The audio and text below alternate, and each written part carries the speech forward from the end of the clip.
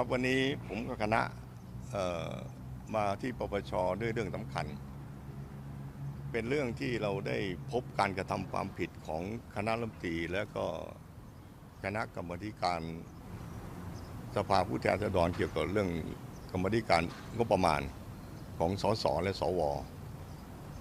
มีการไปทำผิดข้อบัญญัติของกฎหมายมาตรา144นะครับ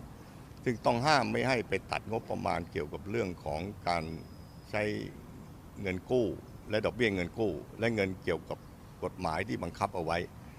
ผลปรากฏว่าวาระหนึ่งเนี่ยงบประมาณดังกล่าวเนี่ยได้ผ่านวาระสสไป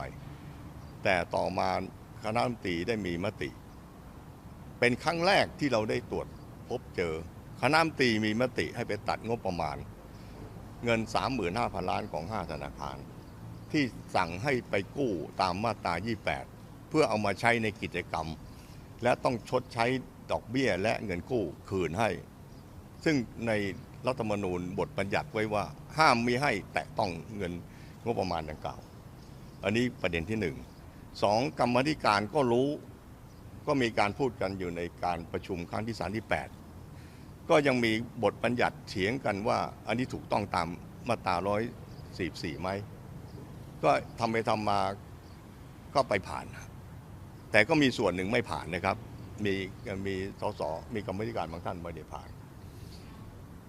และในรัฐธรรมนูญเขียนไว้ว่าถ้าสสไปผ่านงบประมาณพวกนี้หรือสวให้ถอดถอน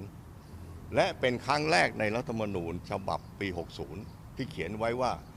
แม้แต่ครม.อยู่ในวรรค3ซึ่งไม่เคยเขียนอยู่บัญญัติเอาไว้นะครับรู้ว่ามีการกระทำและไม่ยับยั้งให้ถอดถอนครม.ด้วยทั้งคณะและพิสุและถ้าเกิดรัฐมนตรีท่านใดไม่อยู่ในที่ประชุมให้พิสูจน์ได้ว่าไม่อยู่ที่ประชุมถึงว่าไม่ผิดนี่เป็นครั้งแรกในรัฐธรรมนูญเขียนบัญญัติเอาไว้วันนี้เราก็ได้เอาเรื่องมาให้ทางปปช.และเป็นครั้งแรกที่ให้อำนาจปปช.โดยประชาชนนำความผิดนั้นยื่นต่อคณะกรรมการปปช.เมื่อความปรากฏต่อหน้าปปช.ตามกฎหมายปปช.มาตรา88คณะกรรมการปปช.ต้องดำเนินการโดยฉับพลันและส่งให้ศาลรัฐธรรมนูญถอดถอนทั้งครม.ทั้งสสและสวและผู้ที่เกี่ยวข้องอีกทั้งในมาตรานี้มีบทบัญญัติอยู่ในวรรค5วรรค4วรรค5นะครับให้เรียกเก็บเงินทั้งหมดที่เอาไปทำเสียหายคืนแก่แผ่นดินภายใน20 ปีโดยเป็นอำนาจของศาลรัฐธรรมนูญด้วยซึ่งเป็นกฎหมายที่แรงมากที่เขียนบังคับไว้ไม่ให้นักการเมืองไปใช้อำนาจช่อฉนเอาเงินไปใช้ผิดประเภทแล้วทำให้เกิดความเสียหายต่อบ้านเมือง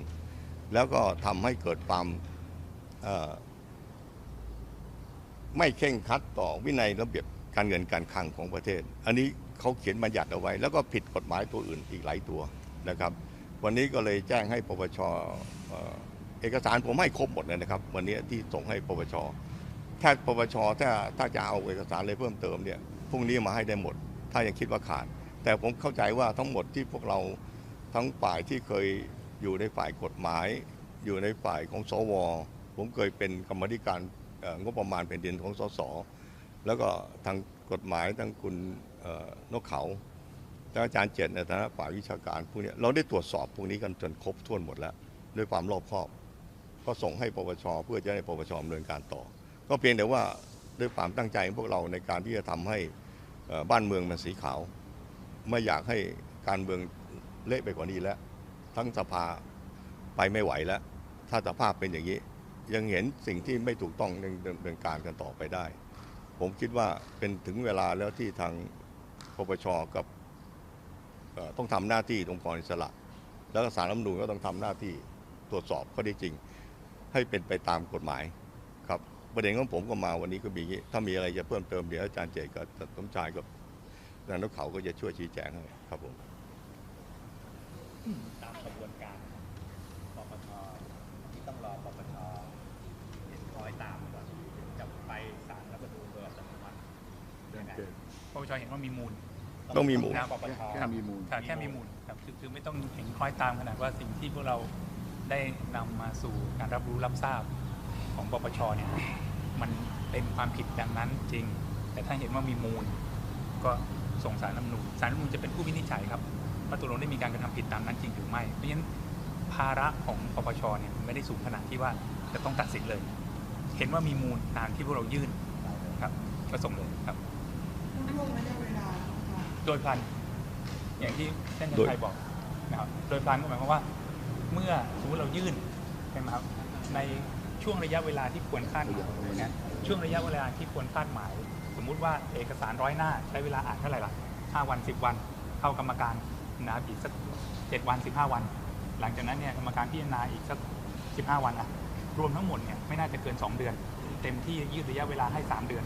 ก็ควรจะเห็นแล้วล่ะว่ามีมูลไม่มีมูล จากนั้นพอส่งสารรัฐธรรมนูญเนี่ยสารรัฐธรรมนูญจะมีเวลา15 วันนะครับในการพิจารณาเพราะว่าเนี่ยเรื่องใหญ่เพราะถ้าหากว่าเนิ่นช้าไป มันจะทำให้งบประมาณมันสูญเสีย แล้วเวลาที่จะเอาคืน ถึงแม้ว่ารัฐธรรมนูญจะกำหนดไว้นะครับว่าเรียกคืนได้อายุความ20 ปีอย่างที่ท่านชัยบอก แต่ว่าอ้อยเข้าปากช้างจะงัดง้างออกมาเนี่ยมันไม่ได้ง่าย ดังนั้นทุกอย่างมันต้องดำเนินการเร็วครับ อันนี้เราพรบที่เราบอกเนี่ยคือครอบคลุมจากปีเสร็จแล้วคือใช่ทั้งสอง ครับใช่คือมันเริ่มคณะรัฐมนตรีชุดที่คุณเศรษฐาเป็นนายกรัฐมนตรี แต่ว่ามันไหลต่อเนื่องมานะครับแล้วมันมีการกระทำที่มันยังคงมีอยู่จนถึงทุกวันนี้นะก็ยังคงมีอยู่นะครับแล้วมันแยกเป็น2เรื่องไงที่ท่านชัยบอกเรื่องหนึ่งคือเรื่องของการใช้งบประมาณผิดประเภท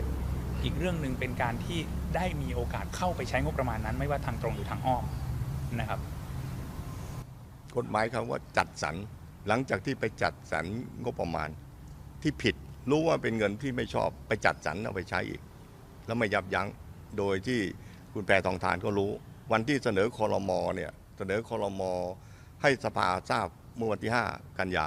วันนั้นก็ลงมติวาระ2-3กำลังพิจารณาเรื่องนี้อยู่พอดี ก็ทราบอยู่แล้วว่าเรื่องนี้มีการถกเถียงในสภาแล้วก็มีคนที่ไม่เห็นด้วยก็มีก็ว่ากันไป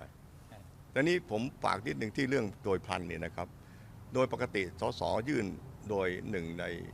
10ให้กับศาลรัฐธรรมนูญเนี่ยศาลรัฐธรรมนูญจะต้องพิจารณาภายใน15 วันมีกฎบังคับไว้อย่างนี้ด้วยเพราะฉะนั้นคำว่าโดยพลันตัวเนี้ยปปชเองก็ต้องรู้ว่ามันมีกฎกติกาเอาไว้ถ้าพวกผมเป็นผู้แทนราษฎรไปยื่นกับศาลรัฐธรรมนูญเนี่ย15 วันศาลรัฐธรรมนูญต้องตอบเลยตรงนี้ก็เป็นข้อกฎหมายนะครับ ตัวสวนี่เป็นของ สวชุดปัจจุบัน ชุดปัจจุบันครับ ชุดปัจจุบันถ้า คือพิจารณางบประมาณปี 68 มันต่อเนื่องแต่การเสนองบประมาณของรัฐบาลเศรษฐาแล้วมาต่อเนื่องรัฐบาลคุณลุงยิงสสก็ชุดปัจจุบันสวก็ชุดปัจจุบันอันนี้คือตัดงบเงินกู้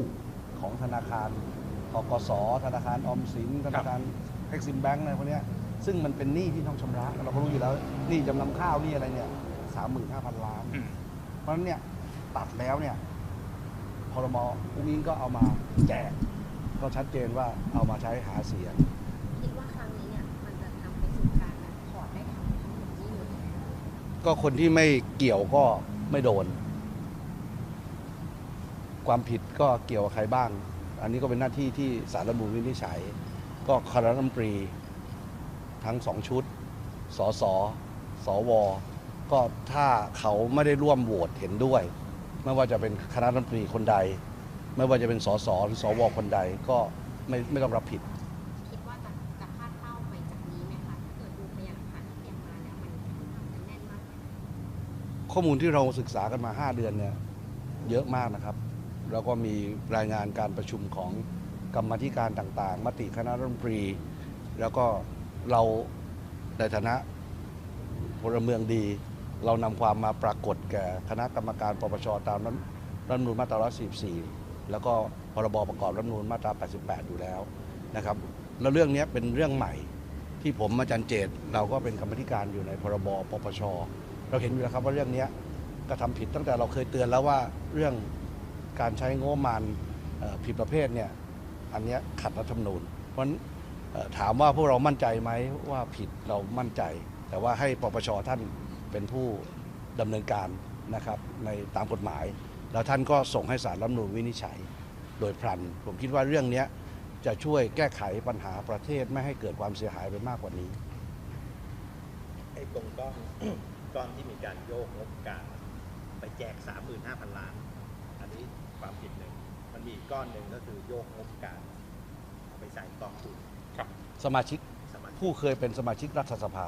ซึ่งเป็นคอนฟ lict ด้วยหรือเปล่า ทุกคอนฟ lict มันจะมี คนอนุบัติ มี ถูกต้อง มีสองส่วนนะ อ่าฮะ ส่วนหนึ่งคือขัดรัฐธรรมนูญ